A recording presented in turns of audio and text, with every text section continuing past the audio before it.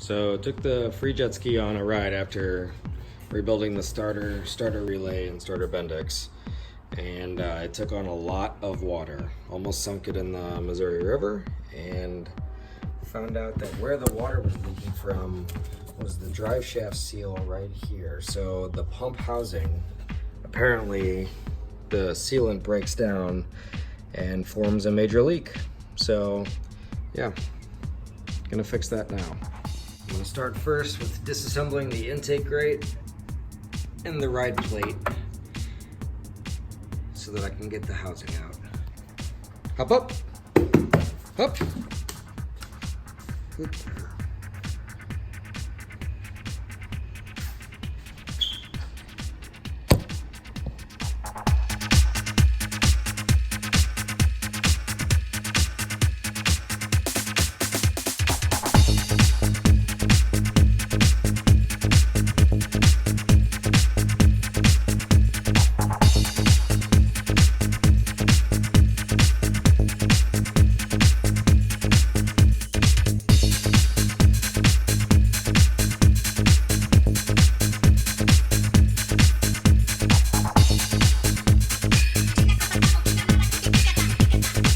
Alright, so this helps illustrate how the jet ski actually works. By pulling water in through the intake grate, this shaft which goes through the hole, which you can see the seal is just non-existent. You can actually see into the hole whenever I wiggle this back and forth. I have a light in there. But this spins, and that shaft is directly coupled to this jet pump, which is right here. The shaft goes in right there and spins this, which creates a vacuum, pulling the water into it, propelling it out the back, and then you steer with linkage that's connected right there. So, pretty cool. Looks like that's broken. All right, so now I just gotta figure out what I'm actually doing and fix it.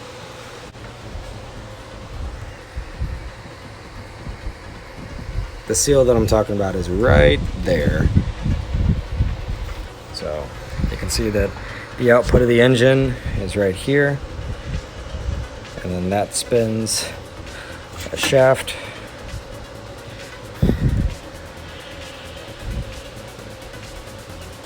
through the hole. You can kind of see that whenever I do this.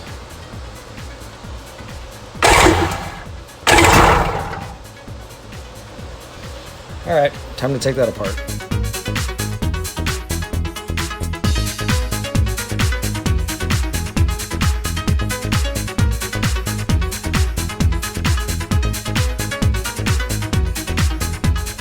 So after a bit of looking around, I found that this assembly right here has completely failed, and I think the bearing is bad, so the engine has to come back out.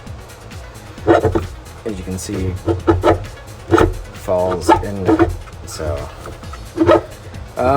yeah, time to start pulling the engine again. Okay, so I found what the actual problem is. This epoxy that's from the factory, it's holding this through-hole drive shaft bearing, has failed. So that's letting water into this housing right here, which then is passing through to this, which has also failed, and then filling the entire cavity with lots of water. So first things first, I have to replace this epoxy down here for this through-hole bearing housing drive shaft thing. But to get to that, I need to get more access to it. So I guess I'm just gonna cut this out right here. Yeah, we'll make it work.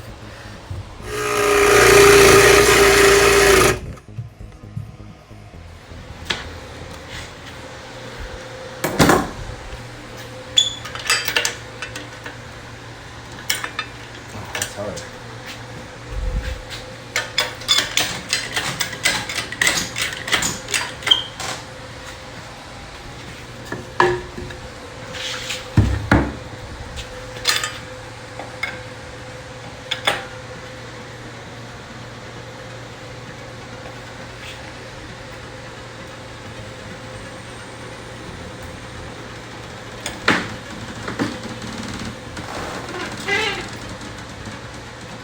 I'm short, I need it to be lower.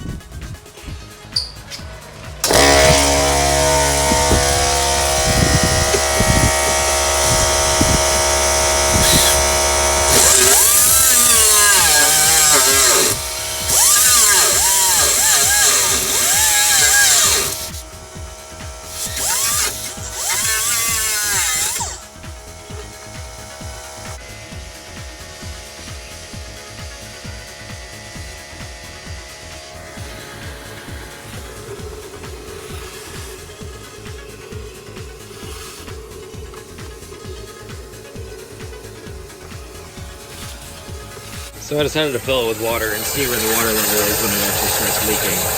So.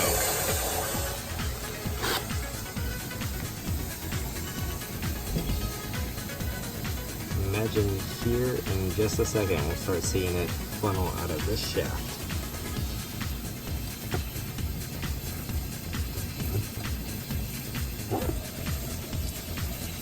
Oh, yeah, look at that.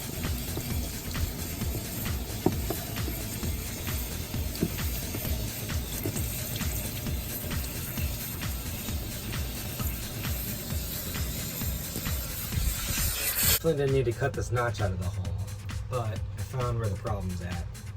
So the drive shaft to, I guess we'll call this the main bearing for the housing, there's like a little plastic rim around it which seems to have just failed through age. So the epoxy that's holding the housing for the drive shaft through the hole is still fine. It's just this bearing that keeps it located. So whenever I pull this forward, you'll hear a bunch of water gush through. So as this spins, it slowly rotated this forward. And yeah, so. All right, there's the problem. So I'll just order one of these, take the engine out and put a new one in. All right, so lifted the engine out about 8 inches so that I can slide the drive shaft out. So I'll do that now.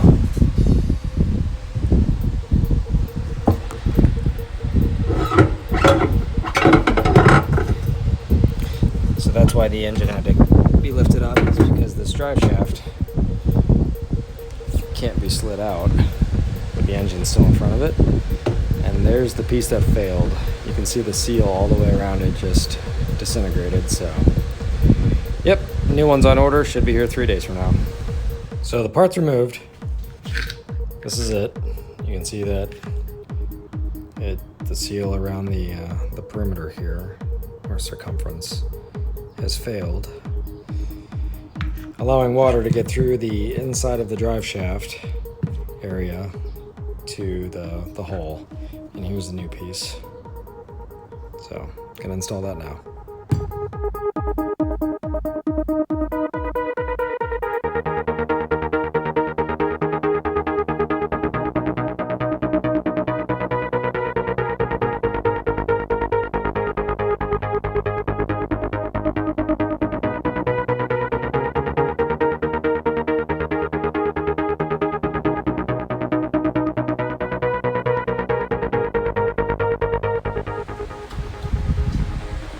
So the engine is back in, new drive shaft seal installed, impeller installed, ride plate installed, all the linkage, reverse bucket, everything's good to go.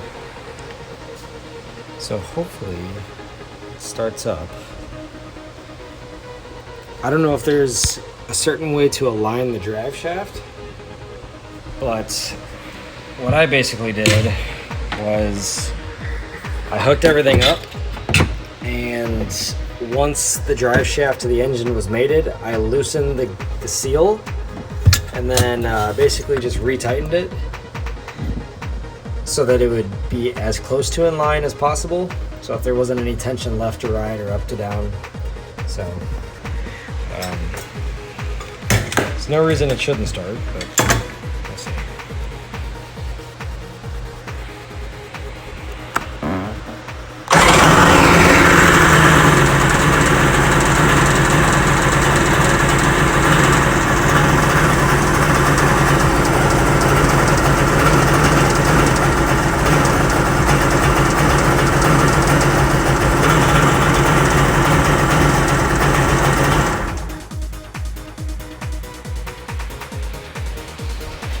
That's good. It runs. All right. Now I just have to test it on the road.